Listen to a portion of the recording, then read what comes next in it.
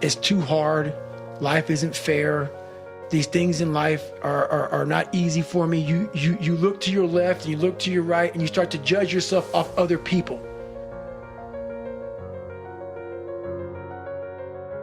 Like if you're a female, well, she's skinny and she doesn't work out as hard as I do, and everything starts to corrupt your mind. You start to look around too much at other people and what they're doing, and that starts to corrupt your own dialogue.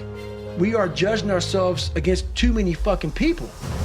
You have to judge yourself against yourself. And that's the one thing I started learning, man. This isn't a race against me and Rich Roll. This is a race against David Goggins and David Goggins alone. And once you can silence all that bullshit, all the outside interference and things that are attracting your mind to everything, you can then start to grow and realizing I'm stressed out for no reason. We have the ability to go in such a space if you're willing to suffer, and I mean suffer. Your brain and your body, once connected together, can do anything. And this 30 miles was the life-changing moment. I was out of it. I was in the worst pain in my entire life. I was, to me, on the brink of death. And I was able to chunk this 30 damn miles into small pieces. I was so driven, and I'm not gonna say motivated, because motivation's crap. Motivation comes and goes. When you're driven, whatever's in front of you will get destroyed. So I sat in this chair and I was so driven to succeed in this race. And at this time, everybody goes, were you thinking about the guys that died? And I'm not gonna lie to you, I wasn't. This became a personal thing. This became me against this race, me against the kids that called me nigger, me against me. It just became something that I took so violently personal. And I broke this thing down into small pieces. I said, okay, I gotta get nutrition. I gotta be able to stand up before I can get off this curb and get off this chair and be able to go 30 miles. So I went through all these small steps and I was able to stand up. And then from standing up, I was really walking around with my wife at the time. And she goes, you're not gonna make the time. You're walking like 30-something miles. I got to mile 81. And the second she said that I'm not gonna make the time, I ran the last 19 miles, nonstop. The goal line is whatever it is for you. For me, I want to get through Hell Week. I want to get through Hell with, with my head up high, being strong. I don't know what the goal line is for everybody. My goal line has been very different for most people. But you're trying to find energy and strength to stay in the fight, to continue on until you get that second wind. The second wind is coming, whatever the second wind may be for you. It's coming. But what happens is we get so stressed out that the end is so far away that we just can't find another foothold or another handhold, so we jump off the cliff and we just fall. There's another one, you gotta find it. So taking soul is one way to do it. My biggest advice to give everybody in the world is, like I say, we live in an external world. Everything is you gotta see it, touch it, it's external. If you can, for the rest of your life, live inside of yourself. Stop listening to people who are calling you fat, gay, transsexual, nigger. Everything that is makes no sense.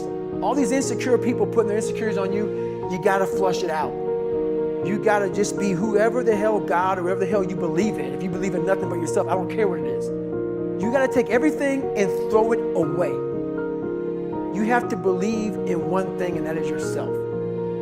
And I'm not saying don't believe in God or what you believe in, but right now, for you to find greatness in yourself, you're not gonna find it by looking in a book or by even hearing me. I may give you the spark, but you've got to go inside yourself to find it. And that means you gotta be quiet. Shut the fuck up, go in a room, stop talking, search your soul, search your mind, search your abilities, and you'll find it. But if you're not looking for it, you won't find it. So you gotta go start your journey. And the journey starts with you finding, why the hell am I here on this planet Earth? Why am I here? And if you don't know that, you will live the rest of your life searching, always asking the question, why? The hardest obstacle was myself. I started realizing more and more and more Now all these people were gone. What was haunting me was me. I can't control my dad. I can't control the people calling me nigga. I can't control all these things, but they were things that kept me down. It started becoming my reality. My reality was what they made it out to be. And I became the most important conversation you'll ever have with your life, in your life is when you have yourself. Mm-hmm. And my conversation was absolutely horrifying. It was like, it really made me reset. And it like what it said to me was, all right, man, we still gotta find 100%. Mm-hmm. You can't run, you can't work out. So that's why I went to school and I became a medic.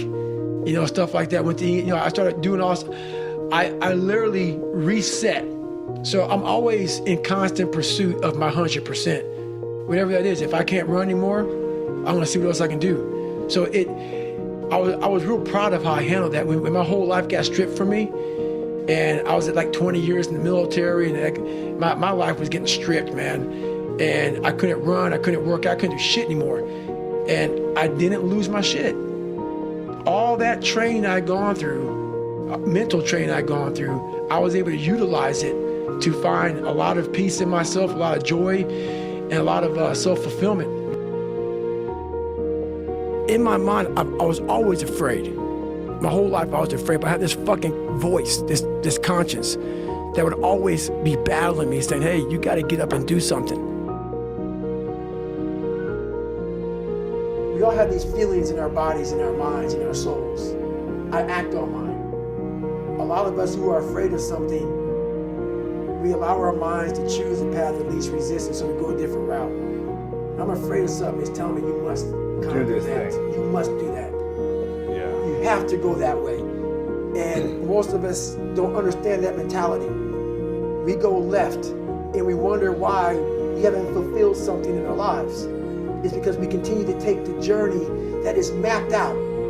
And how I look at it is I talk in life like a lot of us in life want to take the 4-lane highway that has road maps and all this other stuff on it, man. It tells you where to go, gas stations. The next 10 miles up, you can see a McDonald's, a Cracker Barrel. Yeah. It's the easy route. Okay. Very few of us want to go to the right side. No one was here to help me.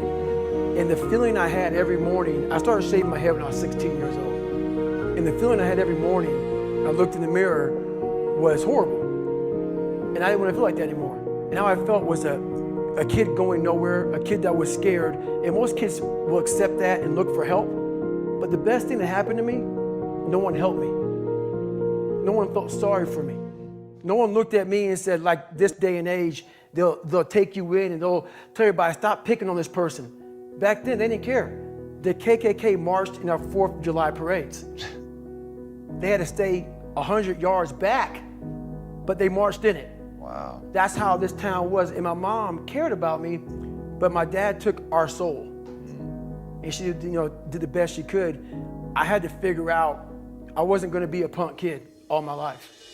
So the only way I could turn around was to suffer. I had to build calluses in my brain the same way I built calluses on my hands. So I broke the Guinness Book of World Records for pull-ups a long time ago, but I failed at it twice. And I did 67,000 pull-ups in trying to break this record. So to do 4,030 pull-ups, I had to do 67,000 for training for that. Wow. And so what I realized is for me to become the man I wanted to become, I saw myself as the weakest person God ever created. But I never blamed God for anything he did to me. So I wanted to change that to be the hardest man ever created. Am I that? I don't know, but you had to have a goal. And my goal when I was sitting there, not going to school and being bullied, having no self-esteem, my goal was the only person that's gonna turn this person around is me. My mind just kept fucking with me. And kept fucking, you're not good enough, man. This isn't for you, man. These guys are the baddest motherfuckers on planet Earth. You're not that. And what it was, and it's kind of funny, I was obsessed with Rocky.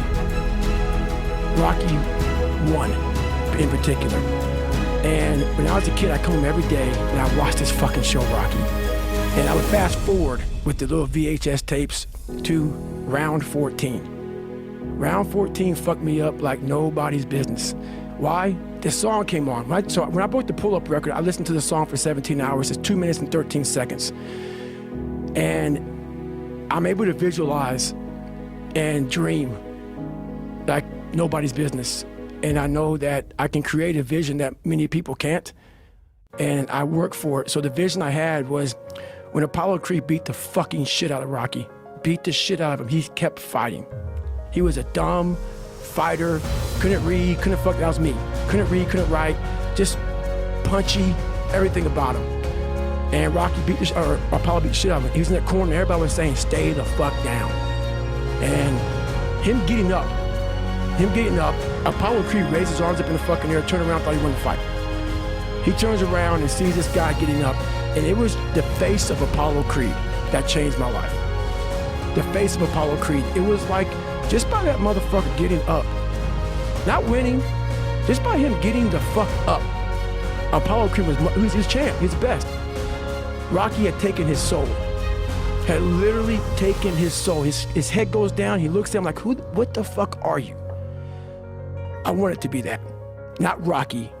I wanted to be the guy that people looked at, I don't care if you liked me or didn't like, I don't care, but said, this motherfucker is gonna keep coming after whatever the fuck is in front of him. I wanted that. I wanted that worse than anything in the world. So that is, I kept picturing me falling down and getting up, and every motherfucker that called me nigger, I was dumb. Even myself, I wanted to feel something besides defeat. I wanted to just go the distance. And that going the distance pushed me to a point of where now I go way past the distance.